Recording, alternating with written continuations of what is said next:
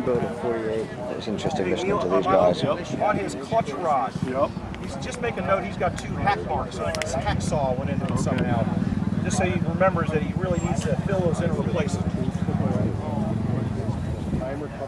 Make your old man give you a good one. He's got them. That's just what I got with the basket.